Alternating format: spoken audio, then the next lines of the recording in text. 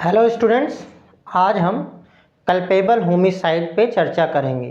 Culpable homicide को हिंदी में आपराधिक मानव वध या सदोष मानव वध कहते हैं। आपराधिक मानव वध या सदोष मानव वध कहते हैं। होमिसाइड का मतलब है killing of a human being by another human being. किसी एक सजीव प्राणी द्वारा किसी अन्य सजीव प्राणी की मृत्यु कारित करना, ये होमिसाइड कहलाता है। तो होमिसाइड या मानववध दो तरीके का हो सकता है। एक है कल्पेबल। कल्पेबल मीन्स जो कि आपराधिक प्रकृति का है या जो कि दंडनीय है, और दूसरा है not culpable. Not culpable means जो आपराधिक नहीं है या जो दंडनीय नहीं है। इस भारतीय न्याय संहिता में या जो इसके पहले आईपीसी लागू थी, वहाँ पे कुछ परिस्थितियाँ ऐसी हैं, जैसे in the exercise of right of private defence, private प्रतिरक्षा के अधिकार के प्रयोग में किसी व्यक्ति की मृत्यु कारित करना जस्टिफाइड है, वहाँ पर यह दंडनीय नहीं है। तो किसी एक व्यक्ति द्वारा दूसरे व्यक्ति की मृत्यु कारित किया जाना ये दंडनीय हो भी सकता है और नहीं भी दंडनीय हो सकता है। तो किसी एक व्यक्ति द्वारा दूसरे की मृत्यु कारित करना जब दंडनीय होता है, तो ऐसी कार्य को कल्पेबल होमिसाइड या आपराधिक मानव वध कहते हैं। कल्पेबल होमिसाइड या आपराधिक मानव वध को बीएनएस भारतीय न्याय संहिता की धारा 100 में परिभाषित किया गया है। Section 100 of BNS culpable homicide को डिफाइन करती है। और अगर हम आईपीसी की बात करें तो आईपीसी का सेक्शन 299 कल्पेबल होमिसाइड को डिफाइन करता है। दोनों ही संहिताओं में बीएनएस में जो सेक्शन 100 में कल्पेबल होमिसाइड की डेफिनीशन दी गई है, सेम यही डेफिनीशन इंडियन पिनल कोड 1860 में सेक्शन 299 में दी गई थी।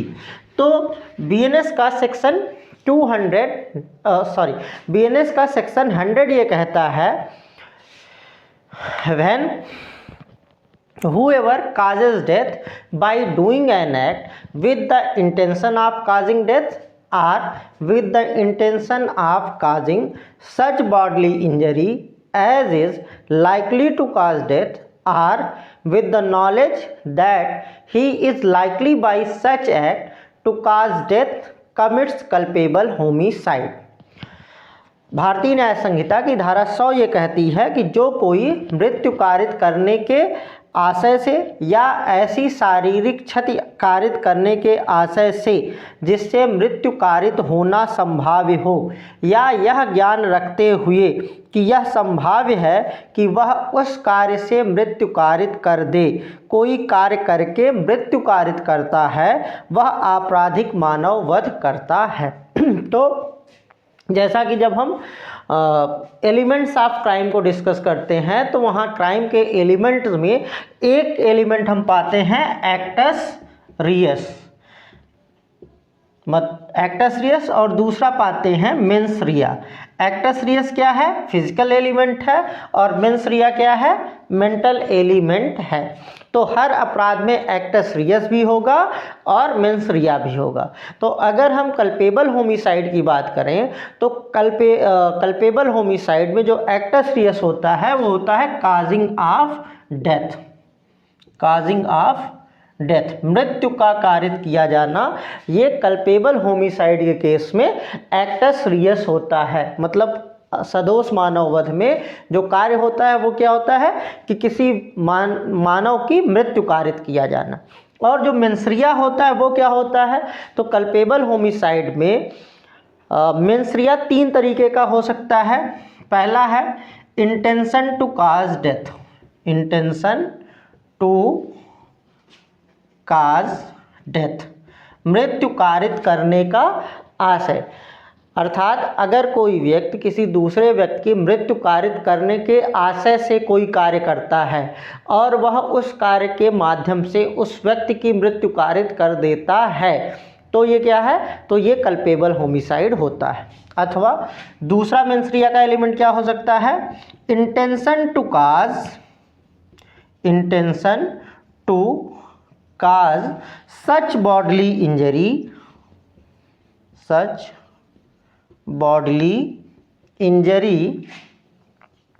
as is likely to cause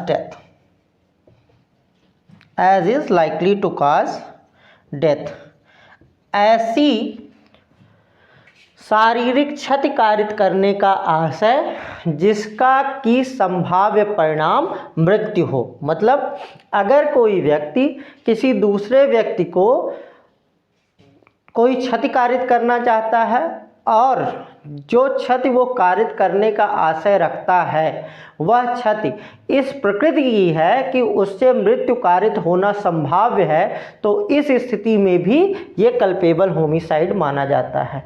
तो यहाँ पे intention to cause bodily injury होता है, जो मेंस rea होता है वो शारीरिक क्षति कारित करने का होता है, लेकिन जिस क्षति को कारित करने का आशय है उस क्षति की प्रकृति इस तरह की है कि उसका संभावित परिणाम मृत्यु है, तो यहाँ पे भी ये कल्पेबल होमिसाइड हो जाता है, या इसको हम कहेंगे कि यहाँ पर भी ये सदोष मानव वध में आता है।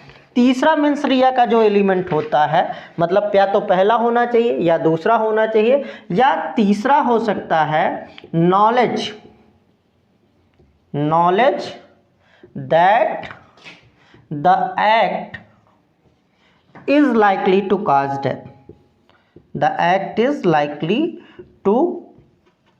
cause death, अगर मृत्यु कारित करने का आशय नहीं है परंतु जो कार्य अफेंडर कर रहा है उस कार्य को करते समय उसको यह ज्ञान है कि जो कार्य वह कर रहा है इसका परिणाम विक्टिम की मृत्यु हो सकता है, तो ये भी कल्पेबल होमिसाइड होता है। तो यहाँ पे अफेंडर का इंटेंशन नहीं होता है, अपराधी का आशय मृत्यु कारित करने का नहीं होता है, लेकिन उसके लेवल पे ये ज्ञान है कि जो कार्य वो कर रहा है उसका स्वाभाविक परिणाम मृत्यु है, तो यहाँ पर भी इसको हम कल्पेबल होमिसाइड या आपराधिक मानव वध कहेंगे।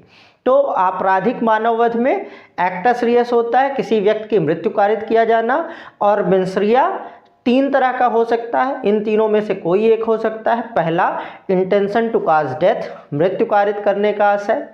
दूसरा ऐसी क्षति कारित करने का आशय जिससे कि मृत्यु कारित होना संभाव्य है। अथवा तीसरा इस बात का ज्ञान कि जो कार्य अफेंडर द्वारा किया जा रहा है उस कार्य का परिणाम मृत्यु होगा, तो ये कल्पेबल होमिसाइड या आपराधिक मानव वध की श्रेणी में आएगा। सेक्शन 100 में एक इलस्ट्रेशन दिया गया है, ये कहता है कि ए लेज स्टिक एंड टर्फ ओवर ए पिट, एक गड्ढे के ऊपर टहनियाँ बिछा देता है और कुछ घास फूस पत्ते वगैरह डाल देता है, with the intention of their by causing death, और उसका आशय इस तरीके से मृत्यु कारित करने का है।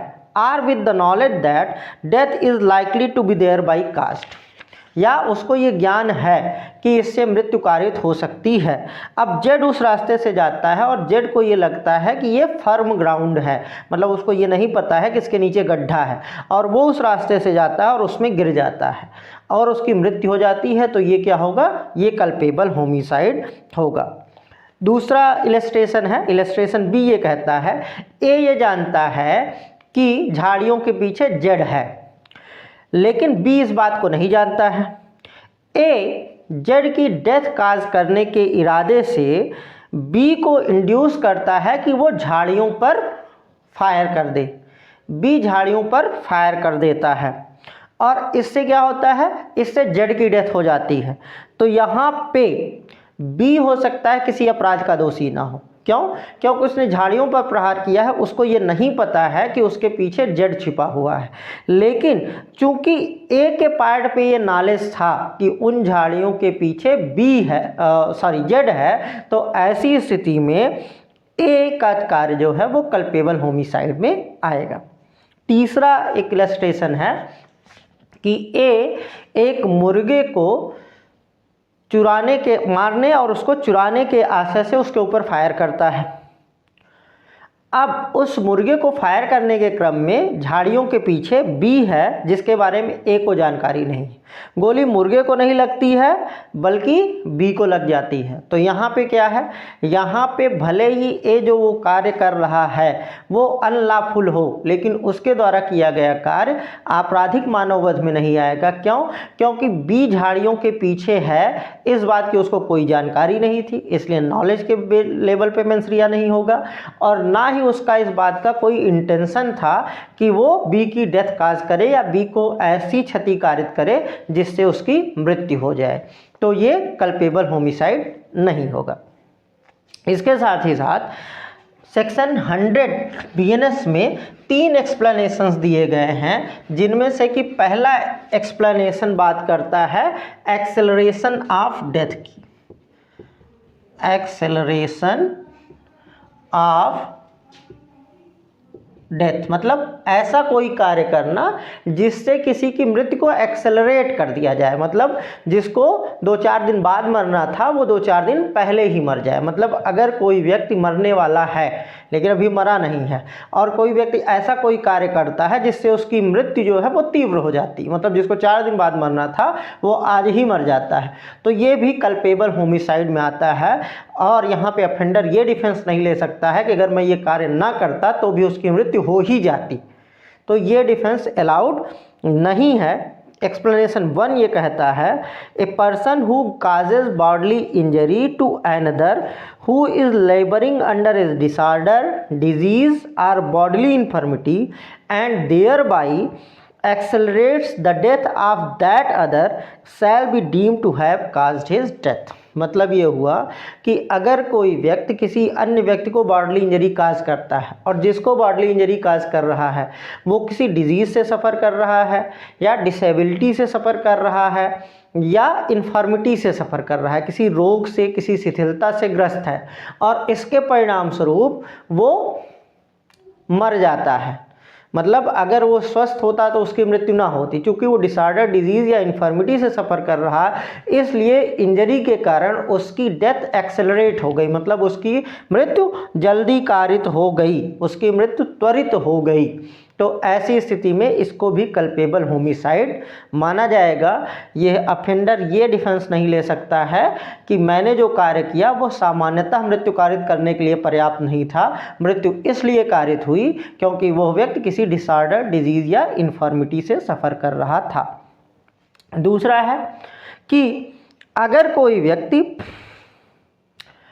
मृत्यु कारित करता है तो उस स्थिति में वो मेडिकल केयर का डिफेंस नहीं ले सकता है। मतलब अगर किसी व्यक्ति ने किसी को क्षति कारित की और जिसको उसने क्षति कारित की उसकी मृत्यु हो गई, तो वो अपने डिफेंस में ये नहीं कह सकता है कि अगर उसको प्रॉपर ट्रीटमेंट मिला होता तो वो बच जाता। मतलब ये कि अगर ए ने बी का पैर काट दिया तलवार से, अब खून बहने लगा, अब यहाँ पे स्थिति यह है कि बी को अगर प्रॉपर टाइम में हॉस्पिटल ले जाया गया होता, उसका इलाज किया गया होता, उसको प्रॉपर मेडिकेशन मिला होता, तो बी ना मरता, बल्कि वो उसका पैर ही कटा था, बाकी वो बच जाता। तो यहाँ पे क्या है, अगर वो बच जाता तो ग्रीवियस हर्ट होता, लेकिन उसकी मृत्यु हो गई तो ये कल्पेबल होमिसाइड हो जाएगा।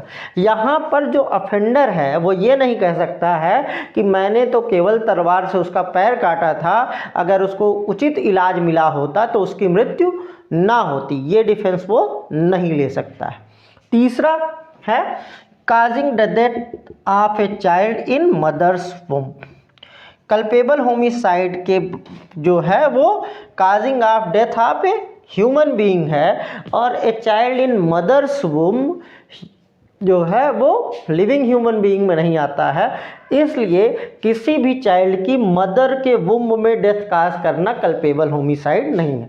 अगर कोई बच्चा माँ के गर्भ में है, भले ही वो पूर्ण विकसित स्थिति में क्यों ना हो, अगर उसकी माँ के गर्भ में मृत्यु कारित की जाती है तो ये कल्पेबल होमिसाइड नहीं है। लेकिन एक्सप्लेनेशन 3 आगे ये कहता है कि अगर उस बच्चे का कोई भी बॉडी का कोई भी पार्ट माँ के गर्भ से बाहर आ गया है, तो भले ही वो पूरी तरह से पैदा नहीं हुआ है, मतलब उसका पूरा शरीर माँ के गर्भ से नहीं बाहर आया है, या भले ही उसने सांस तक भी नहीं ली है, फिर भी उसकी मृत्यु कारित करना कल्पेबल होमिसाइड में आता है। मतलब ये कहता है कि किसी भी बच्चे की माँ के गर्भ में मृत्यु कारित करना कल्पेबल होमिसाइड नहीं है। लेकिन अगर बच्चे के शरीर का कोई भी भाग माँ के गर्भ से बाहर आ गया है, तो भले ही वो पूरी तरीके से ना पैदा हुआ हो या भले ही उसने सांस भी ना ली हो, फिर भी उसकी मृत्यु कारित करना कल्पेबल होमिसाइड में आता है। तो अगर हम इस पूरे लेक्चर को समराइज करें तो पहली बात हम ये कहेंगे कि कल्पेबल हो जब कोई व्यक्ति किसी अन्य व्यक्ति की मृत्यु कारित करता है और ऐसी जिस कार्य से वो मृत्यु कारित करता है वह कार्य मृत्यु कारित करने के आशय से किया गया था, या वह कार्य ऐसी क्षति कारित करने के आशय से किया गया था जिसका परिणाम संभावित परिणाम मृत्यु हो सकता है, या इस ज्ञान के साथ किया गया था कि जो कार्य किया जा रहा है उस कार्य से मृत्यु कारित होना संभाव्य है, तो यह आपराधिक मानववध की श्रेणी में आता है। तीनों एक्सप्लेनेशन में एक्सप्लेनेशन 1 ये कहता है कि अगर कोई व्यक्ति किसी क्षति के माध्यम से किसी की मृत्यु को तीव्र बना देता है, एक्सेलरेट कर देता है, तो ये भी कल्पेबल होमिसाइड की श्रेणी में आता है। और अगर किसी व्यक्ति को क्षति कारित की गई लेकिन वो क्षति उस क्षति के बावजूद भी अगर उसको प्रॉपर ट्रीटमेंट मिला होता तो उस व्यक्ति की मृत्यु ना होती, मतलब मृत्यु इसलिए हो गई कि उसको प्रॉपर ट्रीटमेंट नहीं मिला, तो भी यह कार्य आपराधिक मानववध की श्रेणी में आएगा। और तीसरा एक्सप्लेनेशन ये कहता है कि माँ के गर्भ में किसी बच्चे की मृत्यु कारित करना यह आपराधिक मानववध नहीं है, लेकिन अगर बच्चे के शरीर का कोई भी भाग माँ के गर्भ से बाहर आ गया है तो यह आपराधिक मानववध की श्रेणी में आ जाएगा। अगर हम इसको आईपीसी से कंपेयर करें तो हम ये पाते हैं कि आईपीसी में ये सेक्शन 299 में कल्पेबल होमिसाइड को डिफाइन किया है, बाकी के डेफिनेशन सेम है। और इस लेक्चर के डिस्क्रिप्शन बॉक्स में मैं आपको वो क्वेश्चंस भी बता दूँ, लिख दूंगा, नोट डाउन कर दूंगा, जो कि एग्जामिनेशंस का पार्ट रहे हैं। तो अगर आपको हमारे द्वारा दी गई जानकारी पसंद आ रही है तो हमारे चैनल को सब्सक्राइब कीजिए, हमारे लेक्चर को लाइक कीजिए और अन्य लोगों के साथ शेयर कीजिए। मिलते हैं नेक्स्ट लेक्चर में। Thank you.